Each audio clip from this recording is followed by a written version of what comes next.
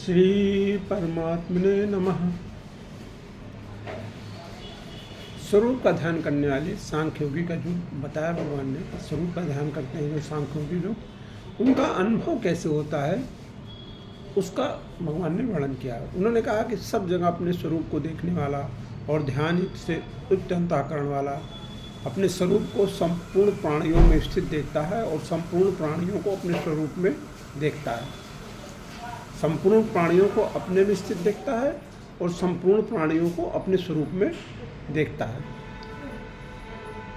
जो ये ध्यान युक्त से युक्त अंतःकरण वाला योगी है। सब जगह एक सच्चिदानंद परमात्मा ही भरपूर है। सब जगह एक सच्चिदानंद परमात्मा ही है। जैसे खाण से बने हुए अनेक तरह के खिलौनों के नाम कल हम लोगों ने चर्चा की थी। जैसे खाण से बने हुए अनेक तरह के खिलौने, शक्कर से बने हुए खिलौने आते हैं, आप देखते होंगे तमाम तरह के खिलौने होते हैं। उसमें हाथी भी रहता है, घोड़ा भी रहता है, ऊँट भी रहता है, सैनिक भी रहता है, तो सब, लेकिन उसमें सब जगह एक खाण ही है, दूसरा कुछ नहीं है। एक केवल एक शक्कर ही सब जगह है, दूसरी कोई वस्तु नहीं है। ऐसे ही सोने की बहुत सारे आभूषण बनते हैं। झुमका बनता है, कान का बनता है, नाक इसका बनता है, माथे की बिंदिया बनती है, ये कंगन बनते हैं, हार बनता है, करधनी बनती है, लेकिन उसमें सब जगह पे केवल एक सोना ही रहता है, बाकी कुछ नहीं रहता है। ऐसे ही जो भी है ध्यान योगी, ऐसे ही तरह तरह की वस्तु व्यक्ति आज सब स्वरूप में अपने स्वरूप को ही देखता है। व्यक्ति ये देखता है जो ध्यान योगी है कि हर जगह जो भी उसे दिखाई देता है वो देखता है ये सब मेरा ही स्वरूप है, मैं ही इस सब में व्याप्त हूँ। इसका तात्पर्य है कि ध्यान योग का अभ्यास करते करते उस योगी का अंतःकरण अपने स्वरूप में तल्लीन हो गया है। तल्लीन होने के बाद उसका अंतःकरण से संबंध विच्छेद हो जाता है। तल्लीन होने का मतलब क्या है? उसका अंतःकरण से संबंध विच्छेद हो गया। उस सम प्राणियों में अपनी आत्मा को, अपने सत्स्वरूप को स्थित देखता है। जैसे साधारण प्राणी सारे शरीर में अपने आप को देखता है। हमारे जैसे हम अपने शरीर में यहाँ से सर से लेके पाँव तक सब जगह कौन है? हम ही हैं और कोई दूसरा नहीं है।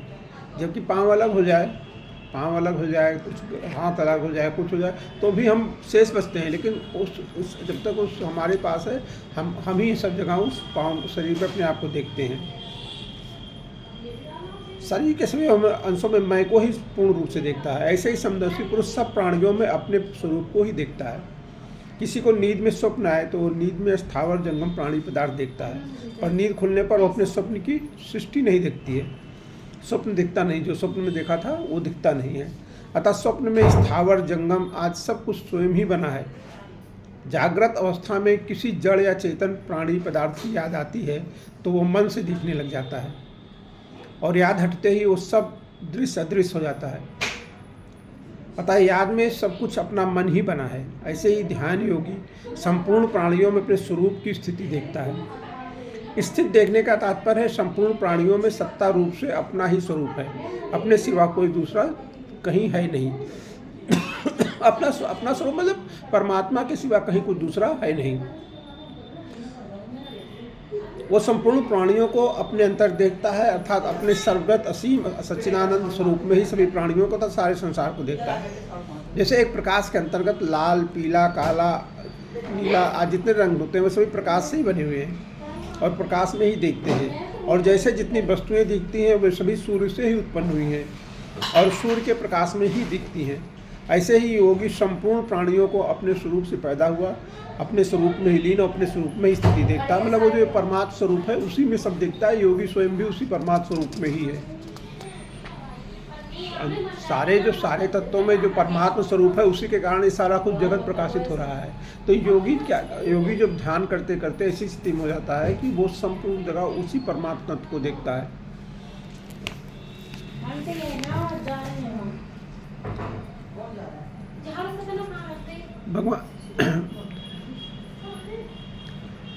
भगवान कह रहे हैं कि आगे कह रहे हैं कि जो भक्त मुझ में सब में मुझे देखता है और मुझ में सबको देखता है, सब में मुझे देखता है और मुझ में सबको देखता है, उसके लिए मैं अदृश्य नहीं होता और वो मेरे लिए दृश्य नहीं होता। भगवान कह रहे हैं यो माम पश्यत सर्वत्र सर्वम चा मैं पश्यत तस्याहम न प्रणश्यामि सा चा मे न प्रणश्यत। मतलब उसके लिए मैं कभी अदृश्य नहीं होता, जो सब जगह मुझे देखता है और सब जगह जो है मुझ में जो है सबको देखता है। इसके स्वामी जी इसकी व्याख्या कर रहे हैं कि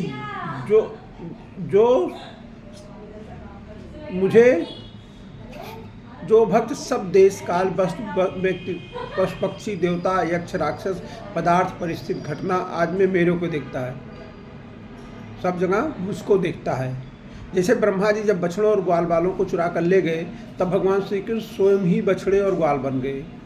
श्रीमद्भागवत में कथा आती है कि एक बार ब्रह्मा जी को मोह हो गया कि ये जो मतलब जो है ग्वाल बालों के साथ जो है दही चावल खा रहे हैं, झगड़ा कर रहे हैं, लड़ाई कर रहे हैं, खेल कूद रहे हैं, यही पर ब्रह्म परमात्मा है। तो ब्रह्मा जी को मोह हो गया कि यही पर ब्रह्म परमात्मा है। तो ब्रह्मा जी ने क्या किया कि जितने भी ग्वाल बाल बछड़े थे सबको चुरा ले गए और ले जाके एक जगह रख दिया।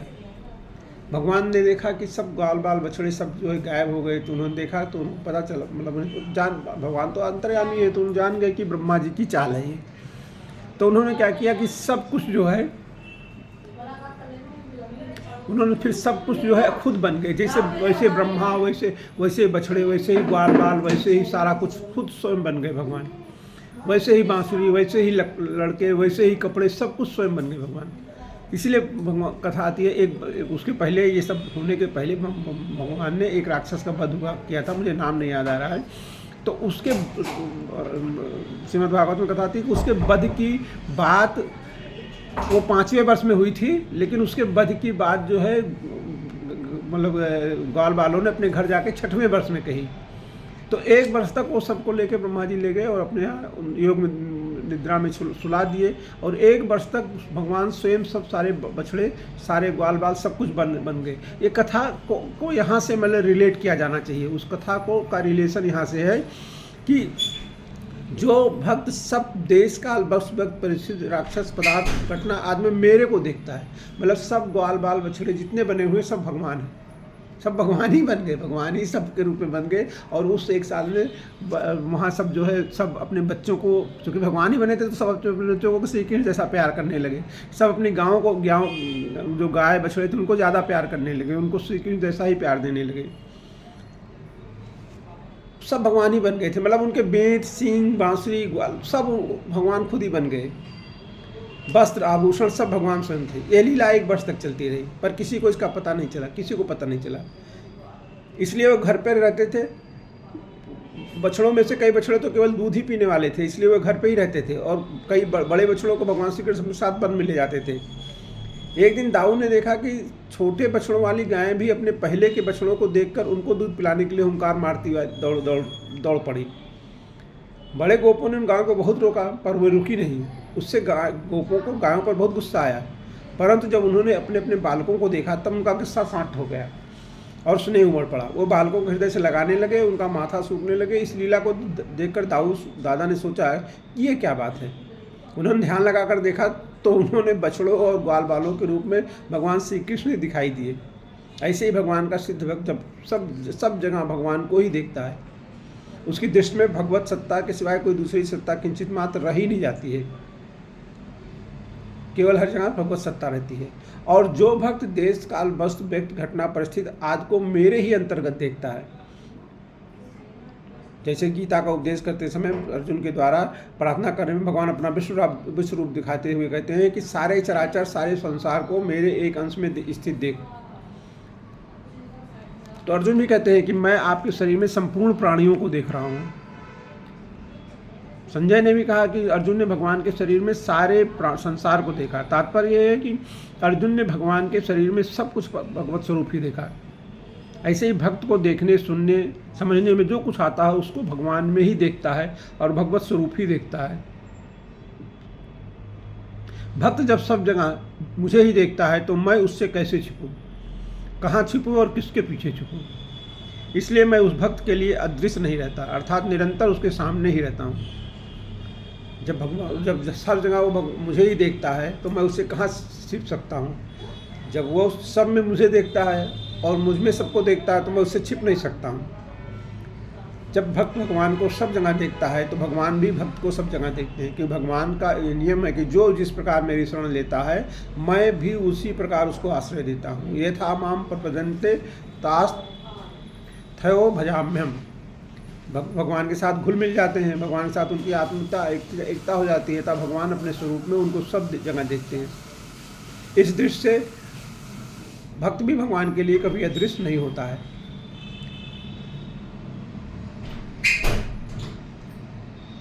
यहाँ स्वामी जी ने कहा कि ऐसी शंका हो सकती है भगवान के लिए तो कोई भी अदृश्य नहीं है, फिर यहाँ केवल भक्त के लिए वो मेरे लिए अदृश्य नहीं होता, ऐसा क्यों कहा है? स्वामी जी कह रहे हैं इसका समाधान ये है कि जब भगवान के लिए कोई भी अदृश्य नहीं है, तथा जो भगवान को सब जगह देखता है उसके भाव के कारण भगवान भी उसको सब जगह देखते हैं, परंतु जो भगवान से विमुख होकर संसार में आसक्त है उसके लिए भगवान अदृश्य रहते हैं। वो भी भगवान के लिए अदृश्य रहता है, जितने अंश में उसका भगवान के प्रभाव नहीं है उतने अंश में भगवान के लिए अदृश्य रहता है। ऐसी बात भगवान ने कही है कि मैं सब प्राणियों में समान हूँ, ना तो मेरा कोई दोषी है ना कोई प्रिय है, परंतु जो भक्त पूर्वक मेरा भजन करते हैं वो मेरे में हैं और मैं उनमें हूँ। भगवान ने कहा है, साफ कहा है, 9वें अध्याय में बात आएगी। स्वामी जी लिख रहे हैं कि मैं सब प्राणियों में समान हूँ, ना तो कोई मेरा द्वेषी है और ना कोई प्रिय है, परंतु जो भक्त पूर्वक मेरा भजन करते हैं वो मेरे में है और मैं उनमें हूँ।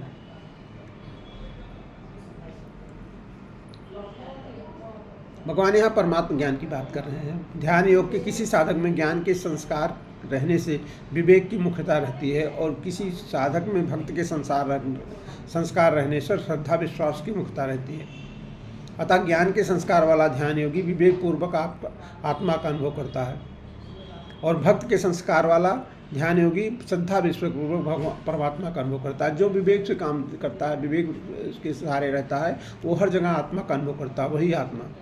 वही आत्मा पर ब्रह्म है। जो भक्त के लिए वही आत्मा जो है वो जो ज्ञान और प्रेम का समन्वय हो जाता है, जुड़ जाते हैं दोनों, तो वो क्या परमात्म तत्व के रूप में वो प्रदर्शित होता है। स्वामी ये कह रहे हैं कि जैसे सब जगह बर्फ ही बर्फ पड़ी है तो बर्फ कैसे छिपेगी? बर्फ के पीछे बर्फ रखने पर बर्फ ही दिखेगी। ऐसे ही जब सब रूपों में सब एक भगवान ही है तो फिर वह कैसे छिपे?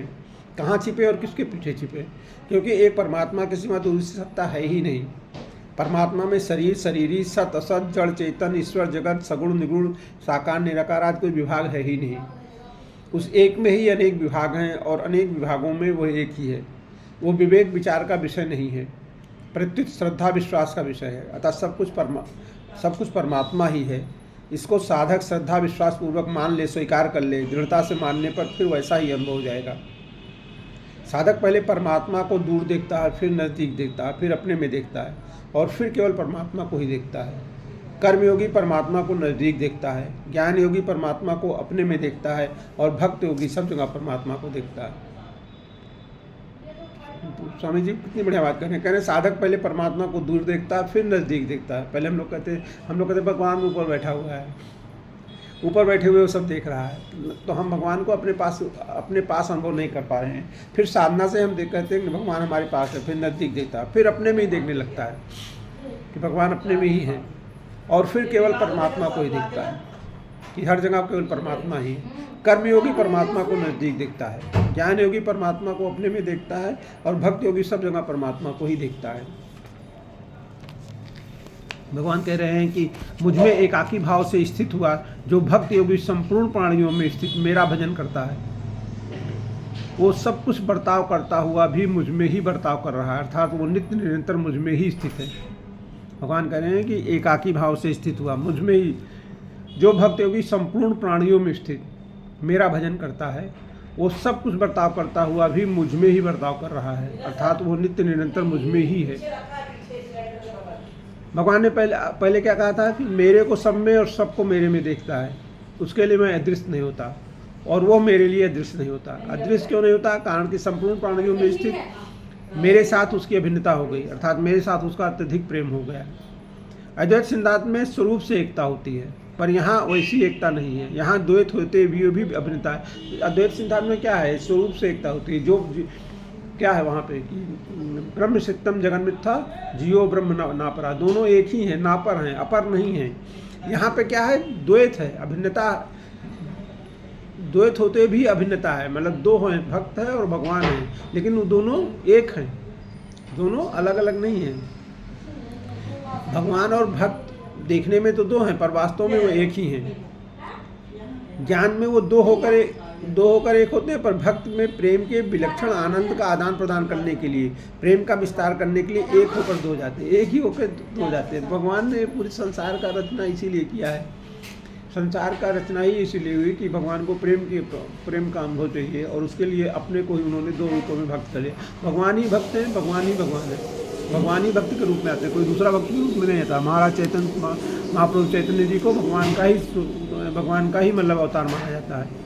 भगवान ने ही अपनी भक्ति सिखाने के लिए महाप्रभु चैतन्य के रूप में अवतार लिया था। ऐसे ही रामकृष्ण परमहंस को भी भगवान का ही अवतार माना जाता है कि रामकृष्ण परमहंस ने राम ने अपने आप ही मतलब जो है अपनी भक्ति के लिए जो है, अपनी भक्ति को सिद्ध करने के लिए जो है उन्होंने रामकृष्ण के रूप में अवतार लिया था।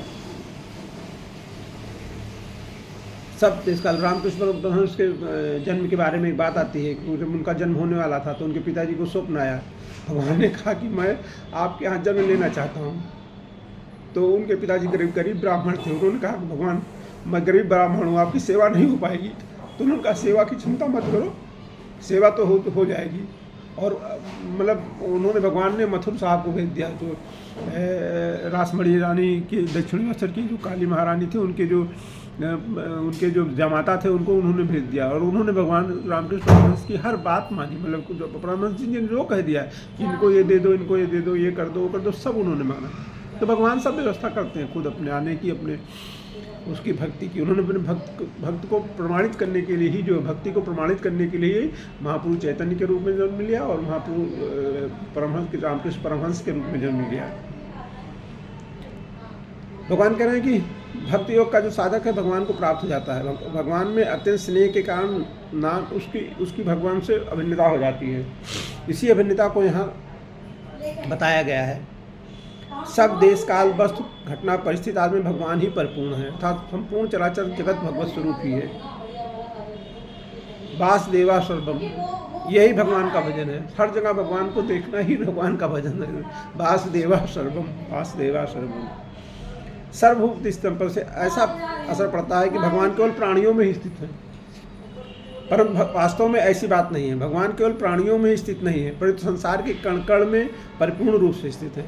जैसे सोने के गहने सोने से बनते हैं, सोने में स्थित रहते हैं, सोने में ही उनका परिवर्तन हो जाता है। सोने के गहने जो सोने से बनते हैं, सोने में ही रहते हैं और सोने में ही बदल जाते हैं, गला के उनको सोने में बना दिया जाता है। ऐसे ही जो संसार है वो सब जो है भगवान ही संसार के रूप में भास रहे हैं, कोई दूसरा कुछ है ही नहीं है। केवल भगवान ही संसार के रूप में भास रहे हैं। और बाद में सब ये जब कुछ नहीं रहेगा तो भगवान रहेंगे।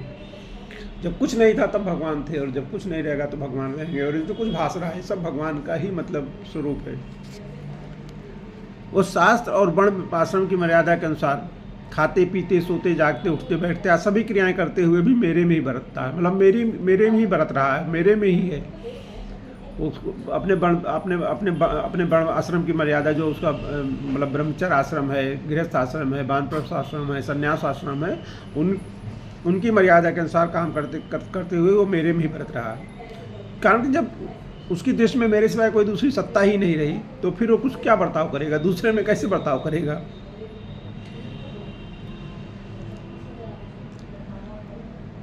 और फिर उसका जन्म नहीं होता है। भगवान आगे कहेंगे कि जो मेरे में बर्ताव करते हुए फिर उसका जन्म नहीं होता है। और यहाँ भगवान ने बताया कि सब कुछ बर्ताव करते हुए मेरे में ही रहता है। वहाँ संसार से संवेद विक्षिप्त होने की बात है, और यहाँ भगवान के साथ अभिन्न होने की बात है। भगवान संसार से संवेद विक्षेद होने पर ज्ञान योगी मुक्त हो जाता है। ज्ञान योगी जो है संसार से संबंध विच्छेद कर लेता है और मुक्त हो जाता है। भगवान के साथ प्रेम, भक्त जो है वो भगवान के साथ एक अभिन्नता प्राप्त कर लेता है। भगवान भक्त जो है सब बर्ताव करते हुए मेरे में कैसे बर्ताव करता है, ये आगे भगवान उतार कर रहे हैं। हे अर्जुन, जो भक्त अपने शरीर की उपमा से सब जगह समान देखता है और सुख अथवा दुख को समान समझता है, वो परम योगी माना गया है।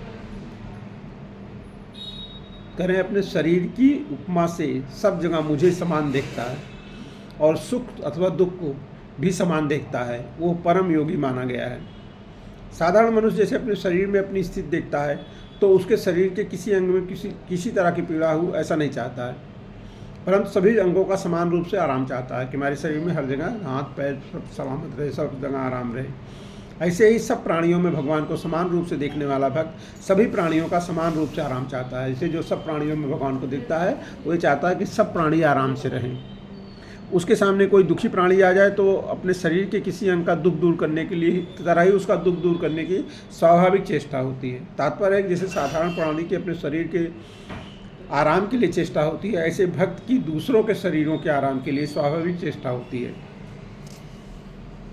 भक्त जो है दूसरे प्राणियों के आराम के लिए चेष्टा करता रहता है, दूसरों के शरीरों के आराम के लिए। तमाम ऐसे उदाहरण हैं संतों के, भक्तों के, जिन्होंने दूसरे के शरीर का अपने ऊपर ले लिया। रामकृष्ण परमहंस के बारे में भी कहा जाता है कि उन्होंने किसी का रोग अपने ऊपर ले लिया जिससे उन्हें गले का कैंसर हुआ।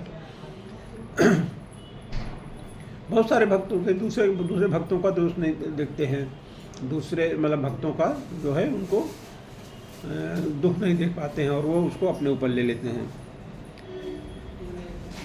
उसके द्वारा मतलब उसमें सर्वत्र देखता है, कोई वर्ण आश्रम भेद आदि न रखकर सबको समान रीत से सुख पहुंचाने की चेष्टा रहती है भक्त की। वो मतलब इसमें नहीं देखता कि यह किस वर्ण से आ रहा है, किस आश्रम से आ रहा है। ऐसे ही पक्ष पक्षी वृक्षलता आज स्थावर संगम सभी प्राणियों को समान रूप से सुख पहुंचाने की चेष्टा होती है और साथ ही साथ उनका दुख दूर करने की भी स्वाभाविक उद्योग होता है। अपने शरीर के अंगों का दुख दूर करने की समान चेष्टा होने पर भी अंगों में दृष्टिभेद तो रहती ही है। जैसे हाथ का काम पैर से नहीं किया जाता है, अगर हाथ को हाथ छू जाए तो हाथ धोने की जरूरत नहीं पड़ती, परंतु पैर को हाथ छू जाए तो हाथ धोना पड़ता है। मलमूत्र के अंगों को हाथ से साफ किया जाए तो हाथ को मिट्टी लगाकर धोना, विशेषता से धोना पड़ता है, निर्मल करना पड़ता है। ऐसे ही शास्त्र और वर्ण आश्रम की मर्यादा के अनुसार सबके दुख में समान भाव रखते हुए भी स्पर्श का ख्याल रखकर व्यवहार होना चाहिए। जैसे अपने शरीर के पवित्र अंगों की रक्षा करने में और उनको सुख पहुँचाने में कोई कमी न रखते हुए शुद्धि की दृष्टि से उनमें स्पर्श का भेद रखते हैं, ऐसे ही शास्त्र मर्यादा के अनुसार संसार के सभी प्राणियों में स्पर्श का भेद मानते हुए भक्त के द्वारा उनका दुख दूर करने की और उनको सुख पहुंचाने की चेष्टा में किंचित मात्र भी कमी नहीं आती है। तात्पर्य है जैसे अपने शरीर का कोई अंग अस्पृश्य होने पर भी वह प्रिय नहीं होता है, ऐसे ही शास्त्र मर्यादा के अनुसार कोई प्राणी अस्पृश्य होने पर भी उसमें प्रियता हितैषता की कभी कमी नहीं होती है। अपने शरीर की उपमा से दूसरों के सुख दुख में समान रहने का तात्पर्य यह नहीं है कि दूसरों के शरीर के किसी अंग में पीड़ा हो जाए तो वो पीड़ा अपने अंग में भी हो जाए, अपने को भी उस पीड़ा का अनुभव हो जाए। अगर ऐसी ममता ली जाए तो अपने को दुख ही ज़्यादा होगा और दुख मिटेगा भी नहीं, क्योंकि संसार में दुखी प्राणी ही ज़्यादा हैं। दूसरी बात, जैसे विरक्त के आगे महात्मा लोग अपने शरीर की और अपने शरीर के अंगों में होने वाली पीड़ा की उपेक्षा कर देते हैं, ऐसे ही दूसरों के शरीरों की और उनके शरीरों के अंगों में होने वाली पीड़ा की उपेक्षा हो जाए, अर्थात उन पर अपने शरीर के सुख दुख का असर नहीं होता है। ऐसे ही दूसरों के सुख दुख का भी अपने ऊपर असर न हो, यह भी तात्पर्य नहीं है।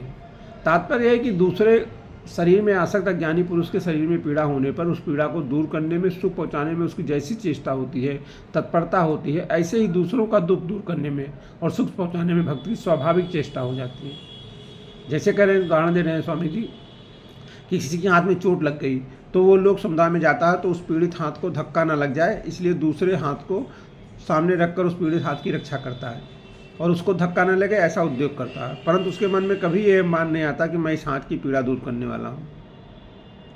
अगर किसी के हाथ में चोट लग गई तो वो दूसरे हाथ से उस हाथ की रक्षा करता है, लेकिन इस हाथ को अभिमान नहीं आता कि मैं इस हाथ की रक्षा कर रहा हूँ। कितना बढ़िया उदाहरण दिया है भगवान स्वामी जी ने।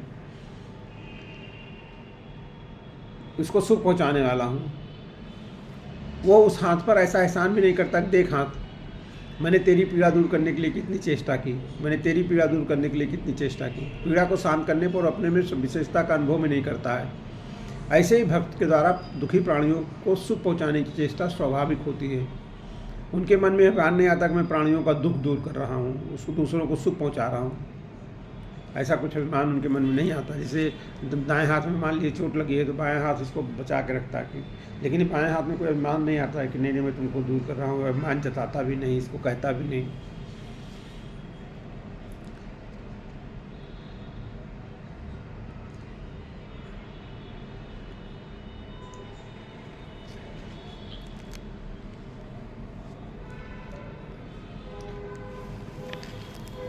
आगे भगवान कह रहे हैं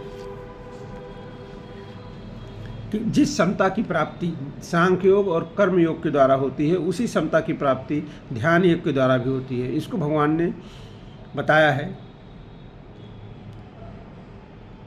अब अर्जुन ध्यान योग से प्राप्त समता को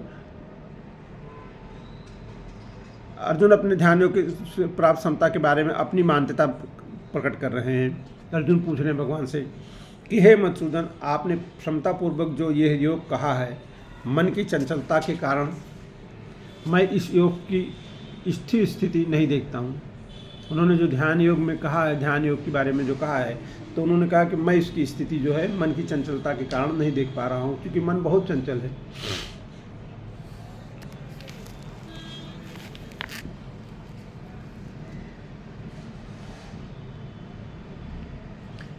भगवान ने गीता में खास बात बताई कि सांसारिक पदार्थों की प्राप्ति अप्राप्ति को लेकर चित्त में समता रहनी चाहिए।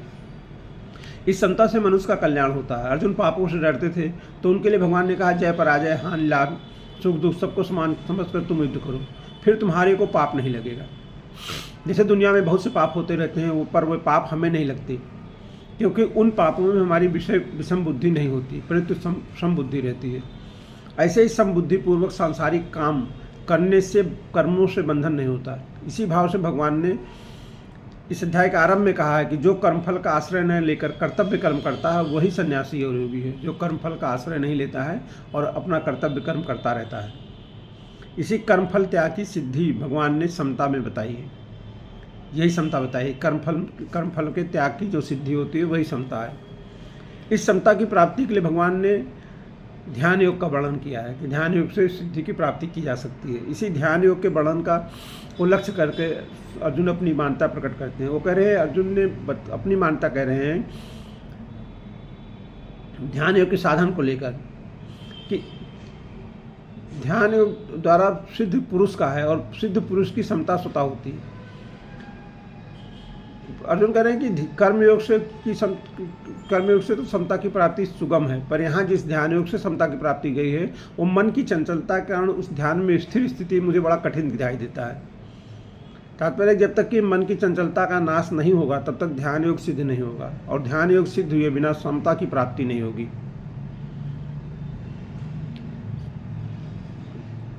अर्जुन जी कह रहे हैं कि हे कृष्ण, मन बड़ा ही चंचल है, बड़ा ही परमथनशील है, बड़ा ही दृढ़ है, बहुत जिद्दी है और बलवान है। उसको रोकना मैं वायु की तरह अत्यंत कठिन समझता हूँ। जैसे आकाश में स्थित वायु को रोकना कठिन है, ऐसे ही मन को रोकना भी बहुत कठिन है। ऐसा अर्जुन जी कह रहे हैं। तो आगे भगवान जो है मन के निग्रह के उपाय बतलाते हैं। भगवान ने कहा कि भाई जो कर्म सांख्य योग से जो समता है, जो कर्म योग से समता है, वही समता भक्ति की समता है, और वही ध्यान योग से समता आएगी। तो भगवान कह रहे हैं, अर्जुन कह रहे हैं कि ध्यान योग से जो समता आती है, उसमें मन को स्थिर होना है, और मन बहुत ही चंचल है, बहुत ही जिद्दी है, बहुत ही हठी है, बहुत ही प्रमथनशील है। तो वो क्या है, वो कह रहे हैं मुझे ऐसा कोई स्थिति दिखती नहीं है कि ये मन स्थिर हो जाए। तो भगवान आगे मन को कैसे निग्रह करना है उसके उपाय बताते हैं। तो उसकी चर्चा हम लोग कल करेंगे।